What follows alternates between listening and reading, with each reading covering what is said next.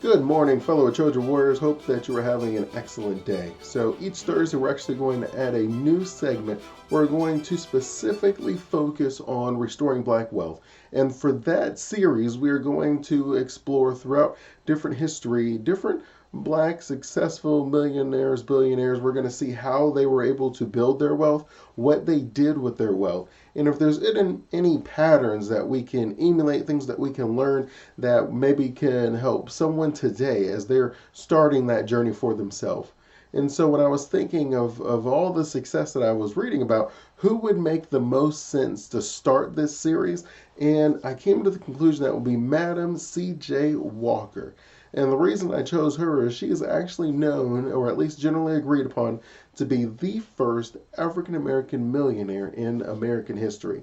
And she's even considered by many to be the first self made female millionaire, just if you really think about it. So she was born in December 23rd, 1967.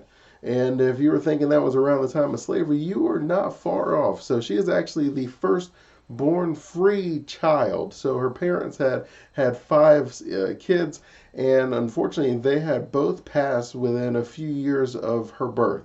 So she was orphaned at 6 years old, which is just speaks on just kind of the physical strain that the body was going through at that time, along with just other things. But she was orphaned at 6. She was married at 14. And just so that we're on the same page, so when she worked on to Madam C.J. Walker, she was actually born Sarah Freelove, and so just to make sure that we're kind of on the same page with that.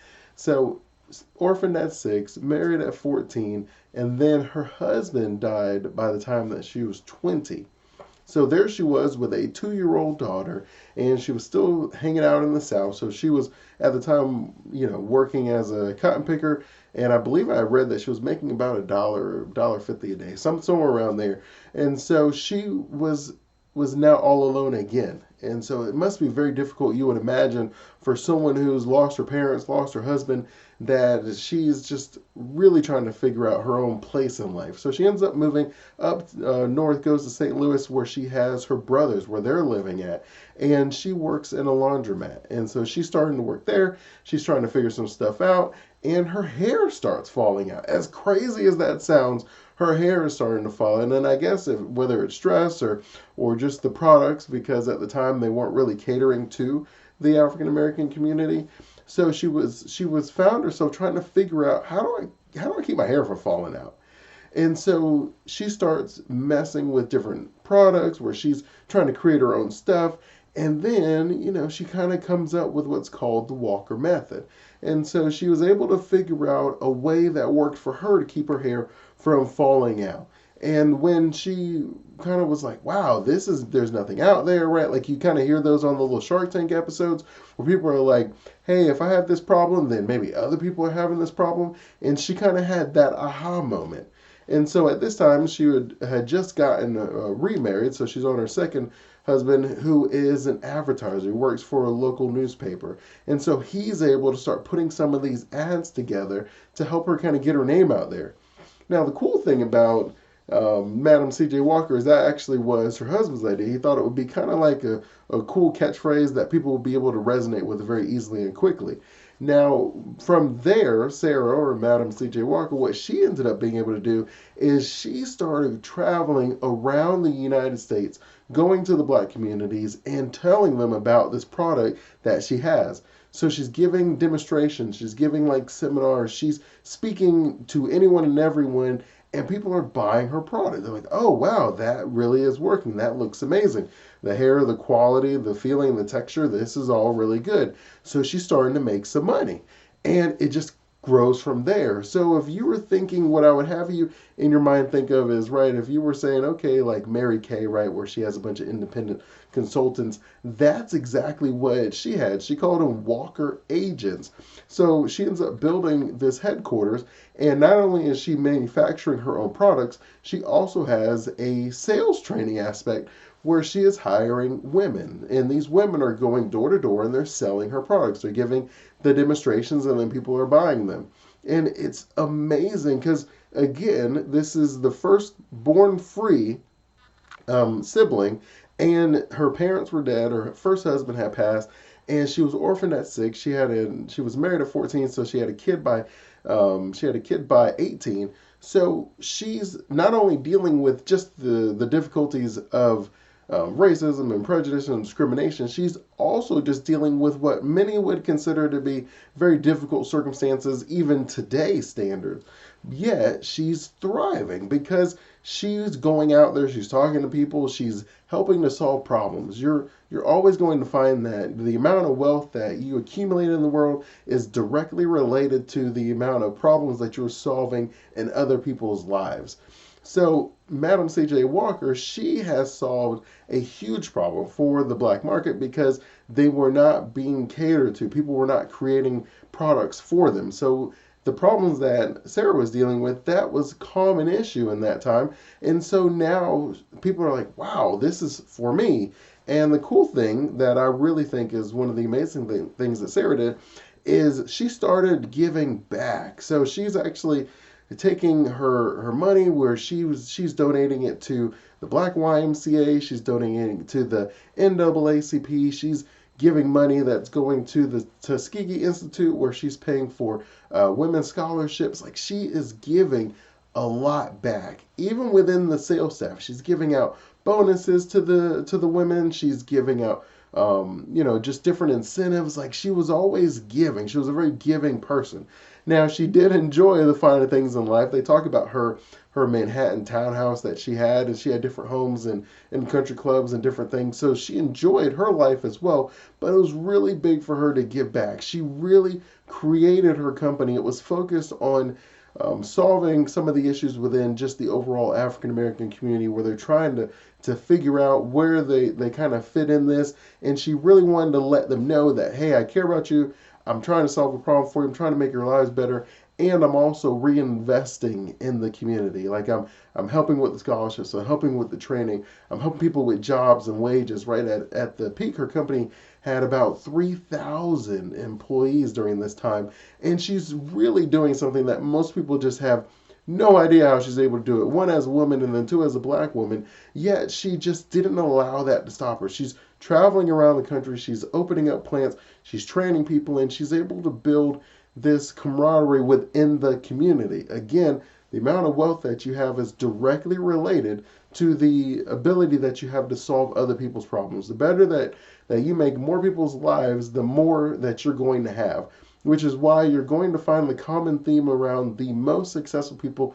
And I encourage you, just very quickly, just think, who is the wealthiest person I know? Who is the most successful person that I personally know in my life? And then I want you to answer, do they own a business?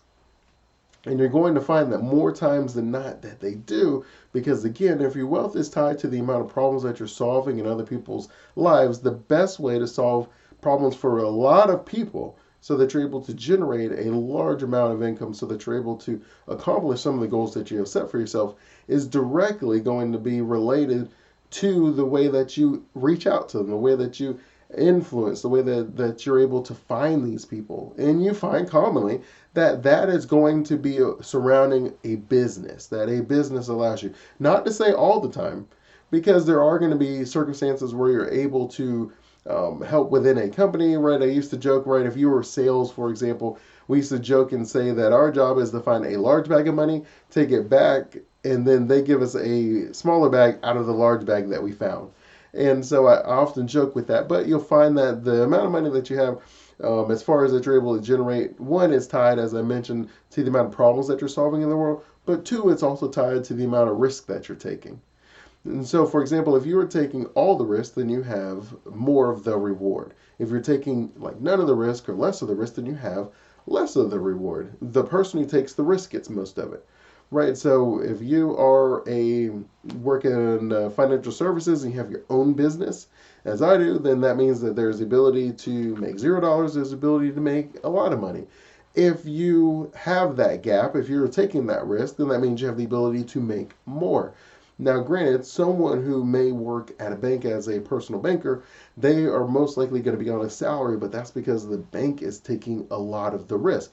Even if they have like bonuses and different incentives tied to their salary, the bank is taking the risk. They're providing the leads, and it's going to be the customer base, and they're going to do their own advertising, and they're going to do a lot of the work, and it's your job to more or less to close them, or at least to build some sort of relationship with them. And so you find that that's also the case when you're talking about like an attorney, whether you have your own law firm or whether you're a public defender. If you're a public defender, then you don't have any of the risks. So again, you find that you have a salary. If you are an attorney with your own law firm, same deal. You have the ability to make zero. You have the ability to make an infinite amount, we'll say. So you just want to keep those two things in mind. And so Madam C.J. Walker, she is nose to the ground, going everywhere, traveling, showing, helping, building relationships, also investing in the community, whether it is directly in the community with opening schools and scholarships and redoing different places, or if it's just in the fact that she's providing jobs and training, and she's also giving a service for the black community. And they, as a return, they worked with her. They invested in her business. They bought her solutions, and everyone, won as a result. And so you often find that when you are trying to figure out, what is it that I can do? Sometimes we start with, okay, well, let's start where we're at. So I'll keep working what I have. Maybe I can work overtime. Maybe I can adjust my hours, or maybe I pick up a side job or a project or anything like that. As you figure out just with the income, I find that you also want to keep track of the spending. And the reason I say that is you could be someone who makes $100,000 a year, but you spend $120,000 a year, so you're in the hole $20,000 every year. Or you could be someone that spends $50,000, or you could be someone that makes $50,000 a year, but you spend 30. So you are generating $20,000 of additional income, disposable income each year. And then you have to ask yourself, well, which would you rather be? I'd rather be the person that has the 20,000 of disposable, not the person that's going 20,000 in debt each year. So you also want to make sure that as you are trying to build your wealth, that you keep in mind also how much you're spending, because I believe the study has said like 78% of Americans are living paycheck to paycheck, and all of them are not actually at the poverty line or below the poverty line. There is different decisions that they're making that keeps them living paycheck to paycheck. And so you don't want to be stuck in that hamster wheel where you make more money and then you spend more money, or the only time that you save is to spend it. So I'm going to save up for the down payment of my home, and then as I reach that, I'm going to spend all of that. I'm going to save up for college, or I'm going to save up for my car, or I'm going to save up for whatever you're saving up for, and then you spend it all. Well, you're not building anything. At least you're not maintaining anything. And so when we're talking about how do we build something that's maintainable, you see that Madam C.J. Walker, as she was building and reinvesting that, she was also working with these different organizations as well, so that she was always adding a headquarters. Like she added one in Pittsburgh, and then she built one in Indianapolis, and she just kept opening up different places, constantly reinvesting in her business, right? That's the difference between spending and the difference between investing, right? Both of them, the money is going. The difference is if you're investing, the money comes back, and sometimes it brings its friends. And if you are just spending, the money doesn't come back. The money is gone. And so you would think of that very simply as if you took out, a dollar out of your wallet. How many people do you think touched that? Right? Well, probably hundreds, if not thousands. And so that is the flow that you see of money. So it's a question of, am I allowing the money to flow in and out? Am I making decisions when it's in my control that benefit the long-term decisions I'm making? Or am I giving in to my short-term desires? And you want to make sure that you're focused on the long term. And so if you're wondering, Madam C.J. Walker, she actually passed in, I believe it was 1919. I know that she had passed at 51 years old, and then she had given a third of her fortune to her daughter, her only daughter, and then she gave 2/3 of it to different black charities and organizations so that they're able to help the community. And so it was up until 1981 that the Madam C.J. Walker manufacturing plant continued producing and stayed open. And it was then that they actually had closed the doors and stopped manufacturing. I believe that there's probably some licensing agreement where you can actually still see Madam C.J. Walker on certain products and stuff, but it just may not be what she actually had created. So if you just see her name on something, that doesn't mean that that was like her formula or even her MO. That could just be the person that has the licensing and then they're using it. So you just want to kind of keep that in mind. But it's a fascinating story, and just a reminder that whatever expectations you set for yourself, you're going to live up to them. So if you tell yourself, well, I'm the daughter of a recently freed slave, and my husband died, I'm 20, women don't have rights, I can't make decisions, I'm poor, I'm working at a laundromat, and I have a daughter, there's little that I can do in my life. My chips are my hand, my deck, it is what it is. I'm just going to kind of live and let's see what happens. But she didn't allow that to be her life. She didn't. Very simply, any of us could have thought that and we would not have been wrong. We would have found dozens, if not hundreds of people who would have agreed with us. And you probably wouldn't have found any, maybe one or two, that would have believed that you could create the company that she created, that then lasted almost another 100 years past her, which is absolutely incredible. But I do encourage you guys, as we add this series, that if you are enjoying the stories, or if there is any black entrepreneur or just a success, maybe they did investing, whatever they did, you give me the name and I'll see if there's something that we can add to the series. But I hope that you guys enjoy it. I'm always thankful for our time together. Until next time, continue blessings on your journey to become the champion of your life. And as always, better self, better wealth.